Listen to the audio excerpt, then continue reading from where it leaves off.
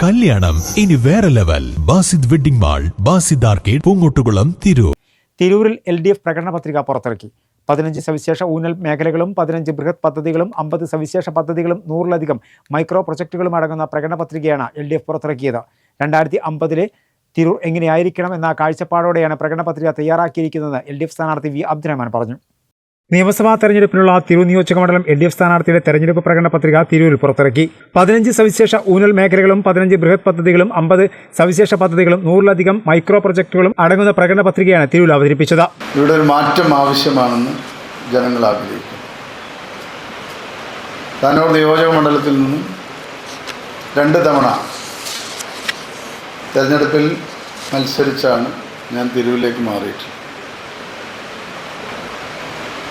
ഈ മണ്ഡലത്തെ നല്ല രീതിയിൽ തന്നെ പിന്നോക്കം പോകാതെ മുന്നോട്ട് നയിക്കണം. അതുമായി ബന്ധപ്പെട്ടുള്ള ഇടതുപക്ഷ ജനാധിപത്യ മുന്നണിയും പൊതുസമൂഹത്തിൽ നിന്നും ലഭിച്ച നിർദ്ദേശങ്ങളും അടക്കമുള്ള ഒരു മാനിഫെസ്റ്റോ ആണ് ഈ തെരഞ്ഞെടുപ്പിൽ ഞങ്ങൾ മുന്നോട്ട് വെക്കുന്നത്. 2050 തിരൂർ എങ്ങനെയായിരിക്കണം എന്ന കാഴ്ചപ്പാടോടെയാണ് പ്രകടന പത്രിക തയ്യാറാക്കിയിരിക്കുന്നതെന്ന് LDF സ്ഥാനാർത്ഥി വി അബ്ദുറഹ്മാൻ പറഞ്ഞു. മുഖ്യ വളർച്ചാ മേഖലകളായി നമ്മൾ കാണുന്ന ഒന്ന് അത് തിരൂർ സ്വപ്നനഗരി പദ്ധതിയാണ്.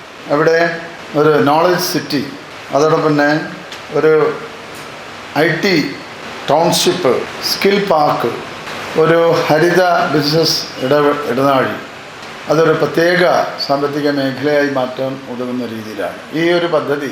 കഴിഞ്ഞ ഈ ഒരു 2ാം പിണറായി ഗവൺമെൻറ്റിൻ്റെ കാലത്ത്, പിണറായി സർക്കാരിൻ്റെ കാലത്ത് നമ്മൾ ബന്ധപ്പെട്ട നഗരസഭാ അധികാരികളോട് പറഞ്ഞതാണ്.